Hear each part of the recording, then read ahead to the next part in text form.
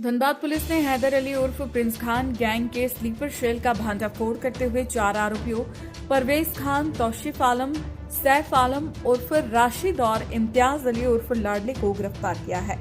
वरीय पुलिस अधीक्षक को मिली गुप्त सूचना के आधार पर नगर और ग्रामीण एसपी के नेतृत्व में 7 पुलिसकर्मियों की टीम गठित कर 4 नवंबर की सुबह एक साथ छापेमारी की गई।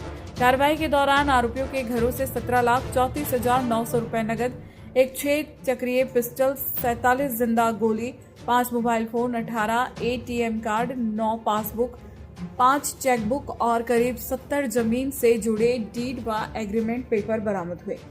पुलिस के अनुसार ये आरोपी प्रिंस खान गैंग के लिए स्लीपर सेल की तरह काम करते थे और कारोबारी, व्यापारी व पेट्रोल पंप संचालकों में भय पैदा करने वाले सदस्यों को पनाह देने, सूचना पहुंचाने तथा हवाला और क्रिप्टो करेंसी के जरिए रंगदारी की राशि भेजने का काम करते थे। बरामद नकदी के स्रोत की जांच के लिए आयकर विभाग को पत्राचार किया गया है। मामला बैंक मोड़ थाना में दर्ज कर जांच जारी है। गई थी पहले से ही लगातार टीम काम कर रही थी। पिछले बार प्रिंस खान गैंग से जुड़े हुए कुछ लोग पकड़ाए थे जो किसी घटना को अंजाम दे रहे थे, लोगों को धमकी दे रहे थे। उन लोगों के पूछताछ के आधार पे, उन लोगों का जो कन्फेशनल स्टेटमेंट है उसके आधार पे, उन लोगों के द्वारा जो बातें बताई गई थी उसके आधार पे हमारी जो स्पेशल टीम है ऑर्गेनाइज क्राइम के विरुद्ध, वो लगातार उस पर टेक्निकल इनपुट और मैनुअल इनपुट इकट्ठा कर रही थी और उसके आधार पे कल लगभग 12 लोकेशन पे कल सुबह में रेड किया गया था। उसमें से 11 लोगों को पकड़ा गया था। बहुत सारे दस्तावेज कुछ जब्त किए गए थे और जब स्पेशल टीम के द्वारा जो पुलिस अधीक्षक ग्रामीण और पुलिस अधीक्षक नगर के नेतृत्व में बनाई गई थी, उसमें बहुत सारे डीएसपी साहब लोग, इंस्पेक्टर साहब लोग, थाना प्रभारी लोग इन्वॉल्व थे। उनके द्वारा जब गहन पूछताछ की गई तो पूछताछ के क्रम में 4 लोग ऐसे पाए गए हैं जिनका डायरेक्ट इन्वॉल्वमेंट है, वो किसी न किसी रूप में गैंग को मदद कर रहे हैं, चाहे वो यहाँ के व्यापारियों का नंबर पहुँचाना हो, पैसा कलेक्ट करना हो रंगदारी का, और पैसा उसको कलेक्ट करके कैसे उसको ठिकाने लगाना है, उसके पास तक कैसे पहुँचाना है, इन सभी चीज़ों में ये 4 लोग इन्वॉल्व हैं। इन 4 लोगों की गिरफ्तारी की गई है और आज इनको न्यायिक हिरासत में भेजा गया है। इस पूरे प्रकरण के दौरान लगभग 17 लाख से अधिक कैश की बरामदगी की गई है। एक रिवॉल्वर मिला है जिसका लाइसेंस दिखाया गया है, वो तो फेल पाया गया। 47 राउंड्स ऑफ कैटरेज मिला है। इसके अलावा बहुत सारे मोबाइल्स हैं। 70 से अधिक ज़मीन का डीड है जो अलग अलग नाम से है, कहीं पावर ऑफ अटॉर्नी है, कहीं डीड है। 1 दर्जन से अधिक एटीएम कार्ड्स है, अलग अलग नाम से बहुत सारे पासबुक्स हैं।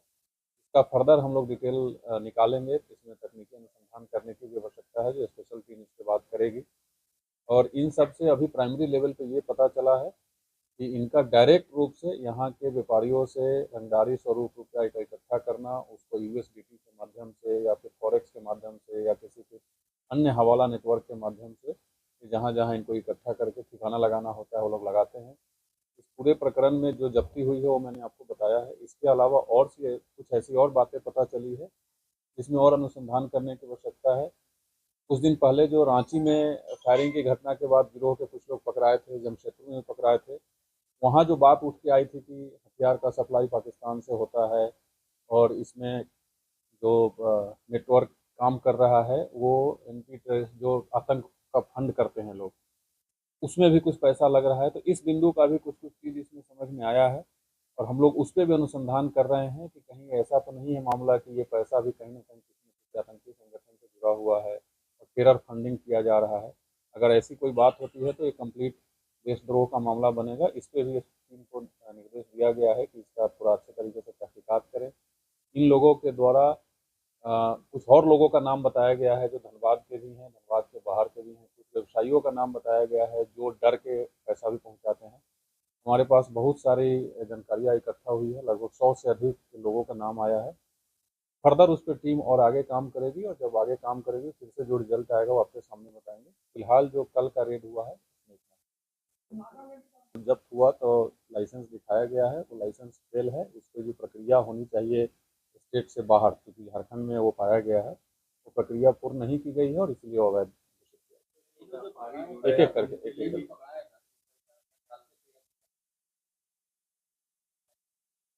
सब इसमें अलग अलग लोगों का अलग अलग रोल है और कोई स्पेसिफिक ऐसा नहीं कि एक आदमी एक ही काम करता है। इनका नंबर मुहैया कराने से लेकर के, पैसा उठाने से लेकर के, पैसा ठिकाना लगाना और अलग अलग माध्यम से जो गिरोह के मेंबर हैं, सदस्य हैं, या जो गिरोह का सरगना है, जो भगोड़ा है अभी, उसके कहे अनुसार जहाँ भी बोला जाता था वहाँ लोग पैसा का ठिकाना लगाते हैं। इसका कुछ इन्वेस्टमेंट का भी पता चला है, बहुत सारे ज़मीन है जिसमें इन्वेस्टमेंट का पता चला है। एक रेस्टोरेंट भी चल रहा है झारखंड से बाहर, उसका भी हम लोगों को पता चला है। तो बहुत सारी ऐसी जानकारी मिली है जिससे और अनुसंधान और इंक्वायरी करने की आवश्यकता है। बट ये काफ़ी एक बहुत ही बड़ी सफलता है इस गिरोह के विरुद्ध जो हम लोगों को हाथ लगी है। और इस रेड में जो अगेन मैं जो बता रहा हूँ कि जो जब्ती हुई है, जो गिरफ्तारी हुई है, इसके अलावा बहुत सारी ऐसी जानकारी मिली है जिस पर और अधिक काम करने की आवश्यकता है। इसमें से एक मैंने जो बताया कि हम लोगों को टेरर फंडिंग के दिशा में भी थोड़ा और अनुसंधान करना है कि कहीं ऐसा तो नहीं कि ऐसा पैसे का देश के विरोध में इस्तेमाल हो रहा है। तमाम चीज़ें अभी टीम को और काम करनी है। और कुछ व्यापारियों का भी नाम आया है जो पैसा दे रहे हैं, हम लोग उनसे भी संपर्क करेंगे किस परिस्थिति में दे रहे हैं। अगर धमकी आ रही है तो फेस करना चाहिए। जैसा मैंने बताया कि लगभग 100 से अधिक लोगों का नाम आया है जो किसी न किसी रूप में जुड़े हुए हैं। हमारी जो स्पेशल टीम बनी है ये लगातार काम कर रही है और काम करती रहेगी जब तक इस पूरे नेटवर्क को, फाइनेंशियल नेटवर्क हो, टेरर फंडिंग हो, हवाला का ट्रांजैक्शन हो, जब तक पूरी तरीके से ध्वस्त नहीं हो जाती है तब तक जो स्पेशल टीम बनाई गई है वो काम करती रहेगी।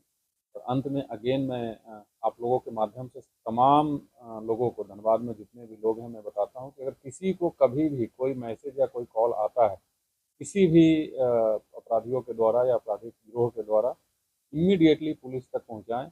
पुलिस 24 घंटे आपके साथ है और मेरी जो टीम है वो किसी भी हद तक जा कर के सुरक्षा प्रदान करना, सुरक्षा इंश्योर करना और आपकी मदद करने के लिए हम लोग तैयार हैं। जो रंगदारी वसूलने का प्रयास कर रहे हैं उनको एक चौनी भी नहीं दे किसी कीमत में। आप अपनी गाढ़ी कमाई से फोकट में उनको पैसा देते हैं जिससे उनका मन भर जाता है। पूरे जनता से मेरा अपील है कि आप लोग एकजुट होइए, हमारा साथ दीजिए और इस तरीके के जितने भी पुलिस क्रिमिनल्स हैं इनको हम लोग जड़ से खत्म कर देंगे। आपके सही लोग हैं बट वो सूची में अभी आपको डिटेल में बताऊंगा। नहीं, ऐसा नहीं है। इसमें मैं एक चीज़ और आप लोगों को बताना चाह रहा हूँ कि आप लोगों से मेरा अनुरोध है कि इसको बहुत आप लोग ग्लोरीफाई मत कीजिए। ये सब बिल्कुल ही मैं ऑन रिकॉर्ड कई बार बोला हूँ कि ये सब एकदम तुच्छ लुच्चे किस्म के लड़के लोग हैं। इनको आप लोग ग्लोरीफाई बिल्कुल मत कीजिए। इनका कोई नेटवर्क नहीं है। ये सब भोले भाले जो हमारे नौजवान साथी लोग होते हैं 18 साल, 20 साल, 22 साल के, वो लोग कभी कभी बहकावे में आकर के इस्तेमाल हो जाते हैं। वैसे लोगों को भी मैं अपील करता हूँ, मैं लोगों के बीच जा कर के बात रखूँगा कि आप एकदम इस लुभावने ऑफर में मत आइए। तो वैसे लोग भटक रहे हैं। जहाँ रांची और जमशेदपुर की बात है या धनबाद के बाहर की बात है, तो कुछ ऐसे लोग हैं जो साथ में मिल करके वहाँ भी कुछ लोगों को धमकी दिए हैं। इसमें कोई ये सच्चाई है। बट ऐसा नहीं है कि नेटवर्क फैल रहा है। इनफैक्ट नेटवर्क काफ़ी सिकुड़ रहा है। और जो भी कहीं भी, आप रांची का देख लीजिए, जमशेदपुर का देख लीजिए, धनबाद का देख लीजिए, जो कोशिश किए हैं अपराध करने का उनको सज़ा मिली है। और मैं अगेन ऑन रिकॉर्ड बोल रहा हूँ, कोई भी अगर गैर कानूनी काम करेगा जिस तरीके से वो करते हैं उसी तरीके से उनको जवाब भी मिलेगा।